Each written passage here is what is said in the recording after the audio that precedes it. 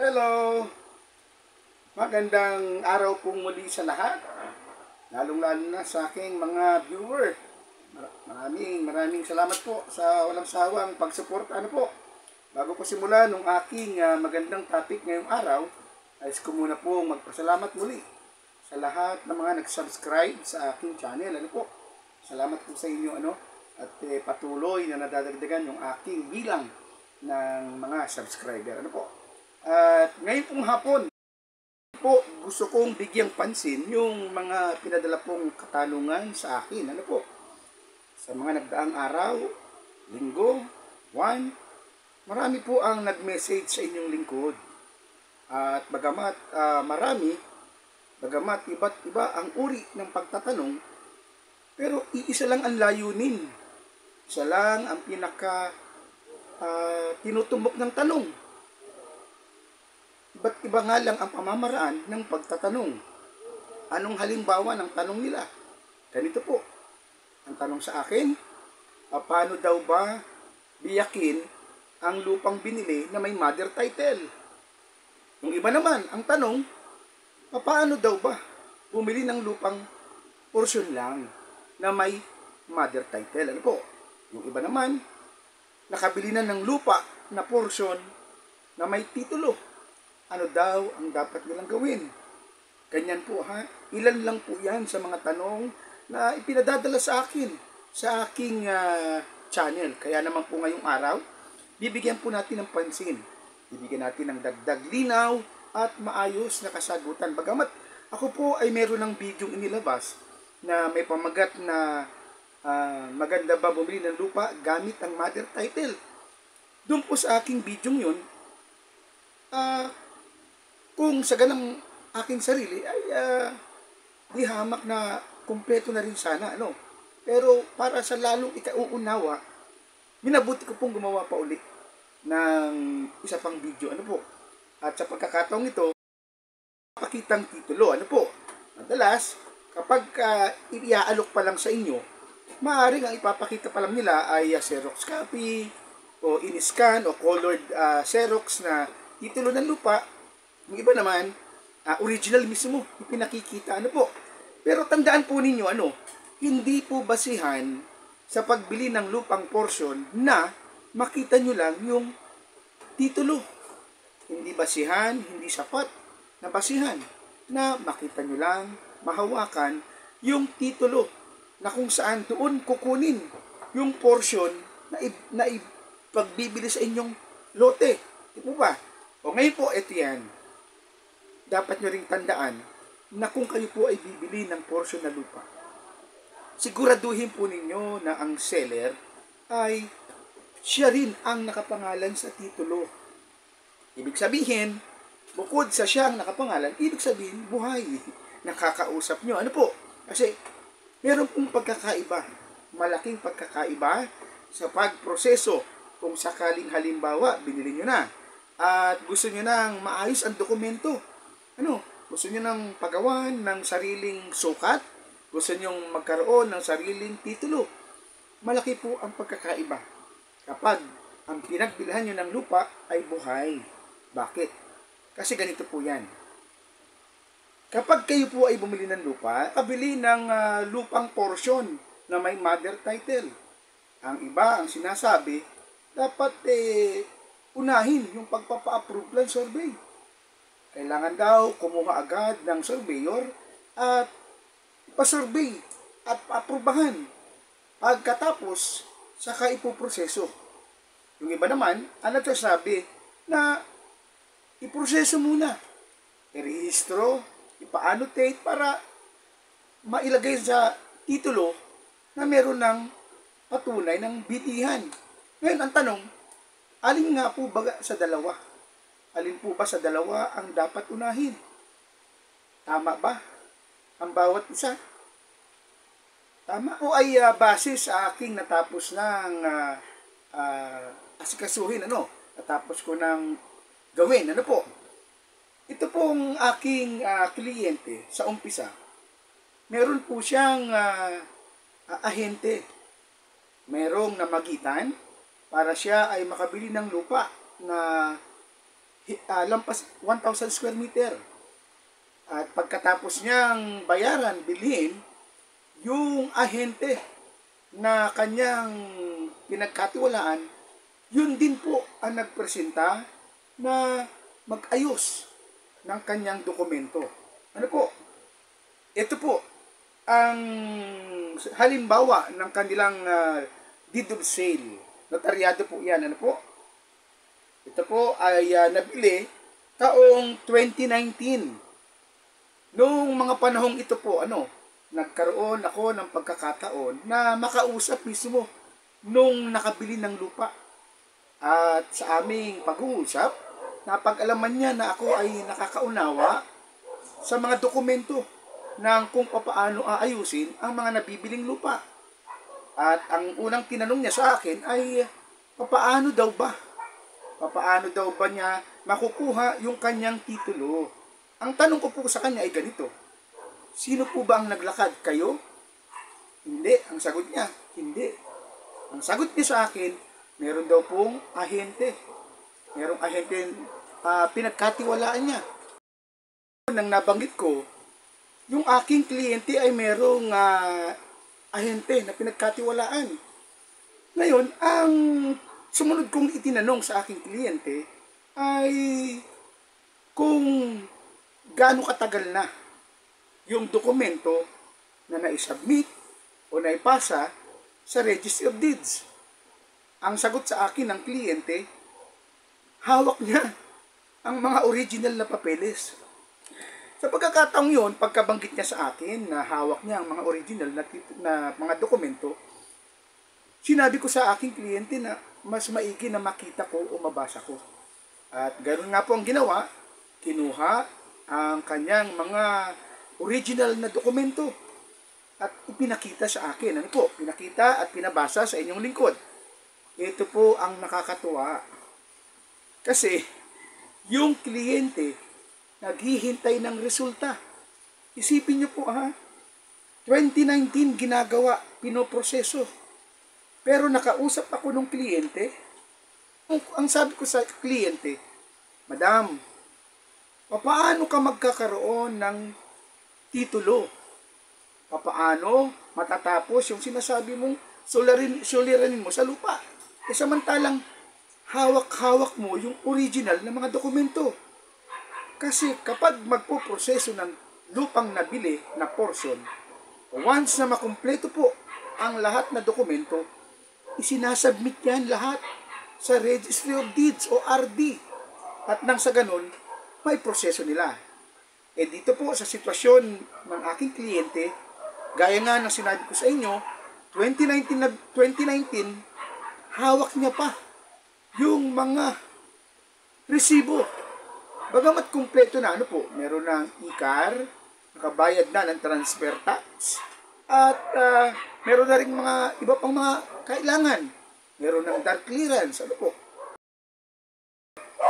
Ang paliwanag po kasi sa kanya ng kanyang ahente, dapat daw hintayin muna yung resulta ng kanilang approved plan survey. Isipin niyo po, 2019, ang survey po walang resulta hanggang umabot sa buti. Nakausap po ang inyong lingkod. Kaya nung ako po ay makausap, pinayuhan ko ang aking kliyente. Ang sabi ko, Madam, wala kayong mahihintay na resulta. Bakit? Kasi hawak nyo pa yung mga dokumento na kung saan ay dapat isinabmit na sa Registry of Deeds. Kaya nung aking sinabi sa aking kliyente yung ganong uri ng paliwanag, minabuti niya po na ipagkatiwala sa inyong lingkod yung tamang dapat gawin. Yung tamang pagsisiguro sa kanyang nabiling lupa. Kaya naman, sa pagsisiguro po ng lupang nabiling porsyon, bigyan po natin ng linaw. Mahalaga ba o tama ba na dapat hintayin muna yung approved plan survey? Hintayin muna yung resulta ng pagpapa-approve bago gawin yung nasabing pagpaparehistro. Ano po? Yung iba po, ganyan ang paniniwala. Pero sana, tandaan nyo, mas higit na mas maigi kung uunahin yung siguraduhin yung inyong pagkakabili sa lupa. Bakit dapat pong unahin ang pagpaparehistro? Kasi po, gaya ng paliwanag ko sa aking mga video, hindi naman po sa tinatawaran natin ang mga nagsosurvey. Pero may mga pagkakataon po kasi na matagal na, inaabot na ng 1 taon, 2 taon, 3 taon, wala pang resulta. Wala pa yung approved plan survey na ipinangako. Kung ganyan po ang inyong pananaw, ganyan ang inyong magiging desisyon, palagi inyong susundin yung mga ganyang payo, makakabuti po ba? Makakabuti? Hindi po. Dahil yan po ngayon ang bibigyan ko sa inyo ng linaw. Dahil ganyan po ang nangyari sa aking kliyente. Paano? Kung inabot ng ilang taon, wala pang resulta yung ginawang survey. Hahayaan niyo po ba na ganyan? Na walang matibay na namagitan sa inyong pagbili. Gaya halimbawa nitong aking natapos na lakarin. Ano po? 2019 na bili, hindi nire-rehistro kasi hinihintay ang approved plan survey. E ang tanong, kailan kaya makukuha? Paano kung hindi na makuha? E di mananatiling hawak-hawak yung deed of sale. E paano kung sa tagal ng paghawak sa deed of sale, nagka-problema? Anong uring problema? Halimbawa, nabasa, nawala, nasira. Magiging batayan. Ano na ang gagamiting dokumento sa pagpaparehistro? Kasi hinintay yung survey. Ganyan po yan. Kaya dapat kapag bumili po kayo ng lupang portion, unahin nyo na agad na asikasuhin. Ipagpahuli nyo na po ang survey. Dahil gaya ng sinabi ko sa inyo, hindi nyo alam kung kailan lalabas, kung kailan nyo makukuha. E paano kung sa pagbili nyo ng lupa, nung panahon na pagbili nyo, ay buhay yung may-ari, yung nakapangalan sa titulo. E dahil pinabayaan nyo, pinatagal nyo, hindi natin hinihingi na wala. At ang natira ay mga anak. At ang mga anak, noong mga pagkakataong mawala ang kanilang magulang, nagpasyang ipagbili ang kanilang lupa. Buo. Paano po kayong nakabili? Paano kayo paniniwalaan na talagang nakabili na kayo?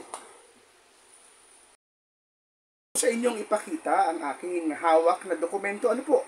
Kung mapapansin po ninyo ang deed of sale, bagamat notaryado na po taong 2019, ayan po ha, notaryado na, at ito na rin po yung kanyang mga iba pang attachment, notaryado, at natapos na rin. Ano po?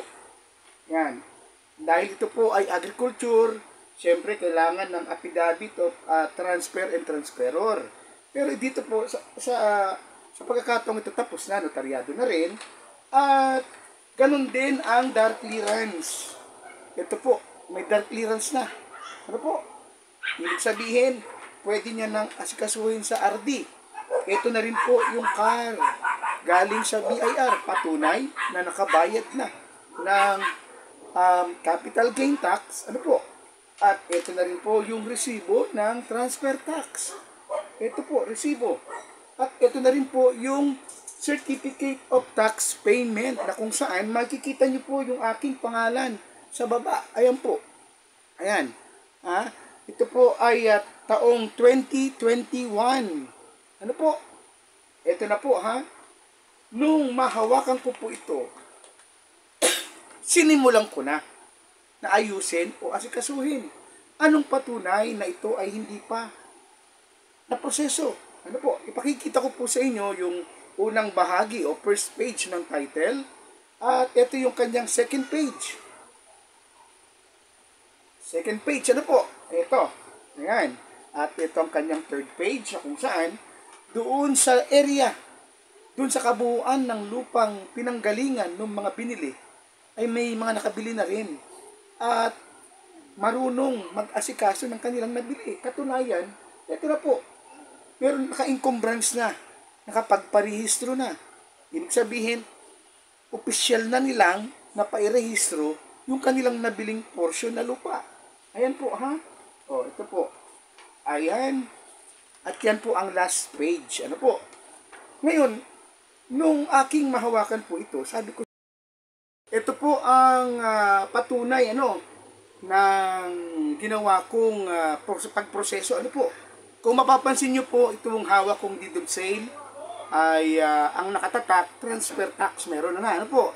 Pero ang isang katibayan na dumaan na sa RD na iproseso na, ang magiging resulta ng kanyang deed of absolute sale o deed of sale o kung ano pa mang conveyance ang ginamit, ay ganito na po ang itsura. Ayan po. Meron na po siyang tatak galing ng RD. Ano po? Ibig sabihin, na iproseso na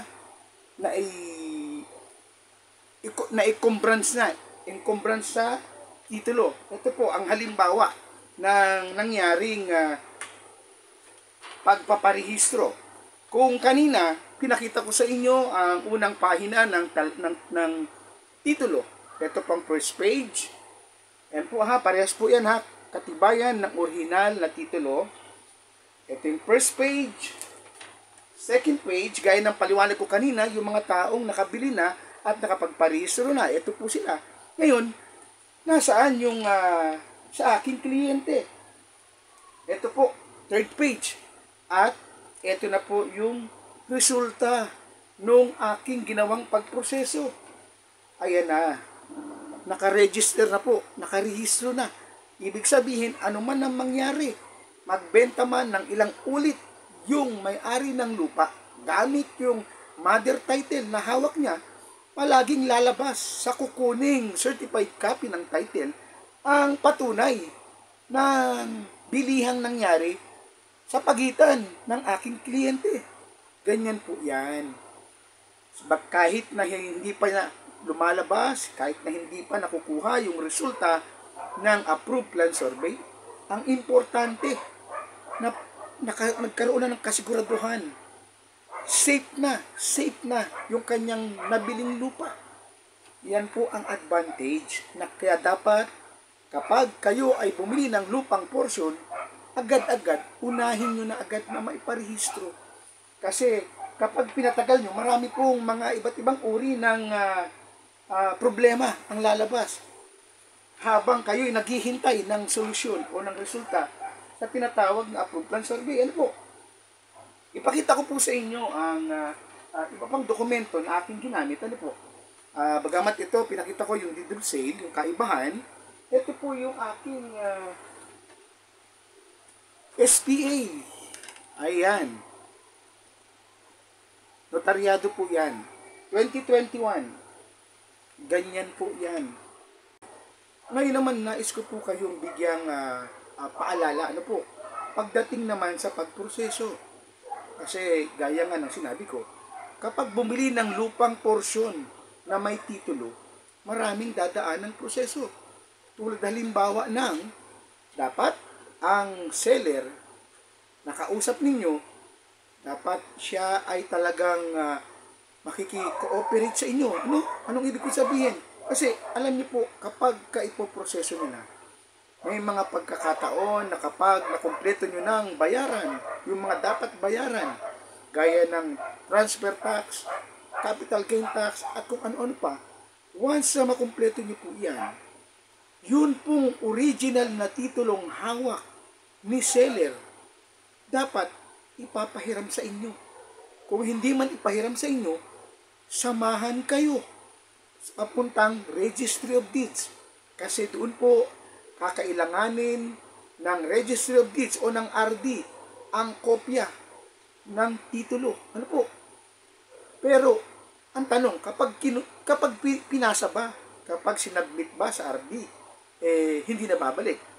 Hindi po, wag po kayong mag-alala sa mga seller. Wag po kayong mag-alala dahil ihiramin lang po yan sa inyo pansamantala ng Registry of Deeds o RD para lagyan ng dagdag annotation o encumbrances.